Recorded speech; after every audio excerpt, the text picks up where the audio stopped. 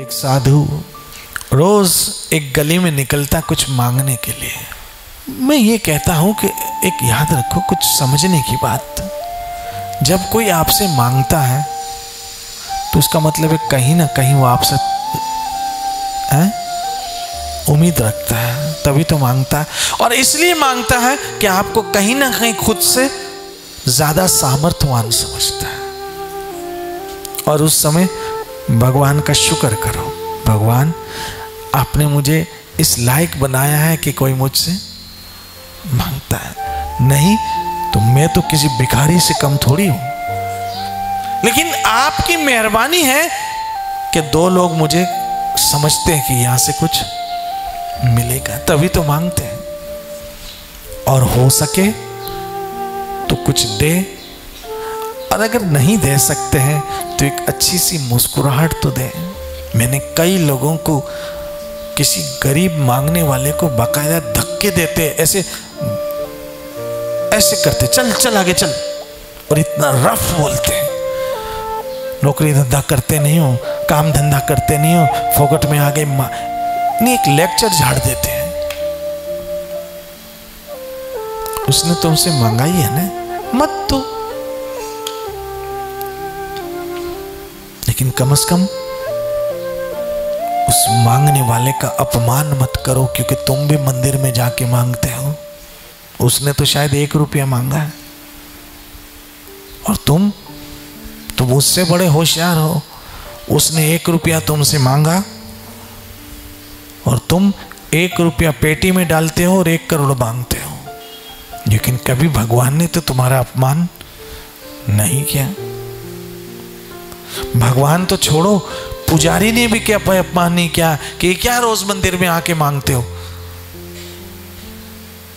अरे याद रखना, कोई भी अपनी खुशी से नहीं मांगता, कहीं ना कहीं उसको कोई ना कोई मजबूरी होगी। लेकिन आप दे सकते हो तो दो, लेकिन उसको अपमानित मत करो, क्योंकि आप भी तो कहीं ना कहीं किसी ना किसी से मांगते हो। एक फकीर उस गली से रोज मांगता हुआ निकलता, और मांगते मांगते ये कहता, भलाई करोगे तो भला होगा, बुराई करोगे तो बुरा होगा। ये मांगते मांगते निकलता। एक स्त्री रोज उसको कुछ ना कुछ देती। एक दिन वो उस स्त्री को बहुत गुस्सा आ गया। घर में पति से झगड़ा हुआ, घर वालों से बहुत झगड़ा हुआ, फ्रस्ट्रेट हो गई, और गुस्सा सारा किस पे निकाल दिया? उस फकीर पे निकाल दिया। क्योंकि हमारा गुस्सा हमेशा कमजोर पे निकलता है। उस स्त्री ने फ्रस्ट्रेशन उतारी उस फकीर पे,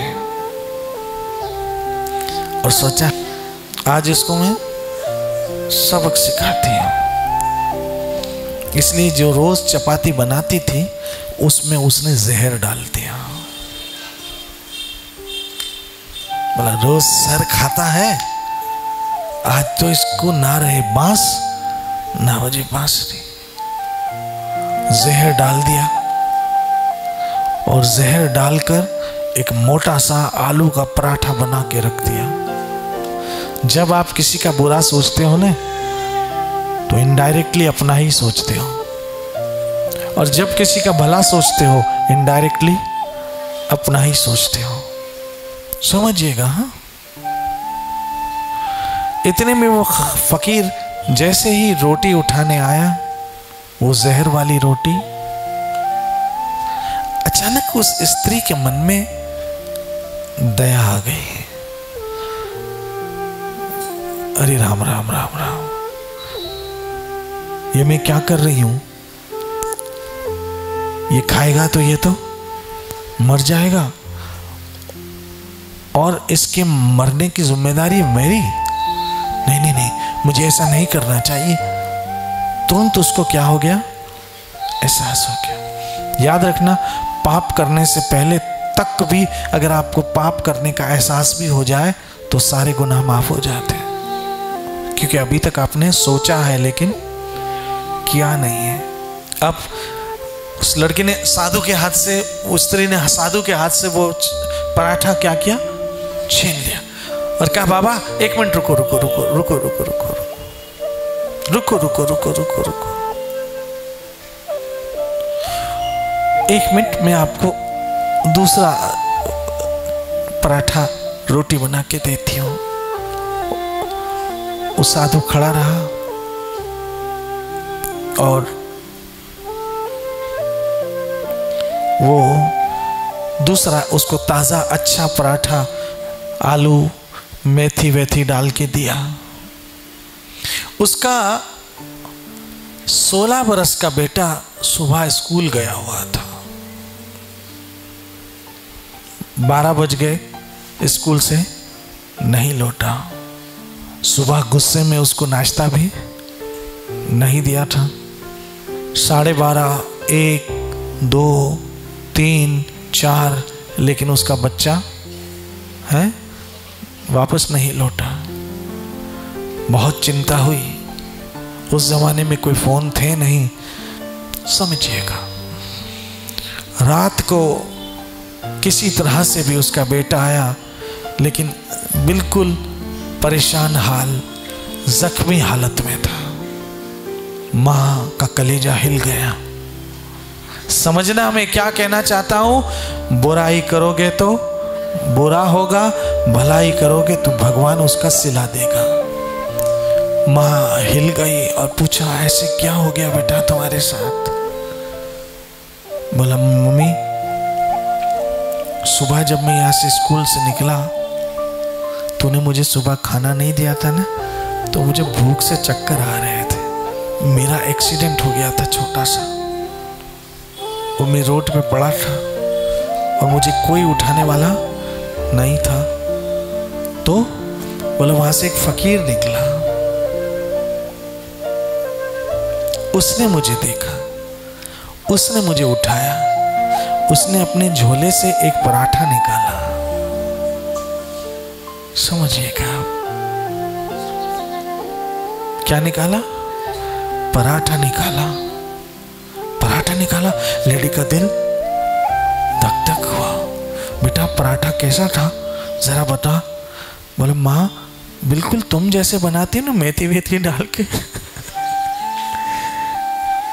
वैसा ही था, ऐसा पराठा था माँ। और अगर उस समय वो साधु मुझे पराठा न खिलाता तो मैं तो अपने पाँव पे खड़े रहने के भी लायक नहीं था।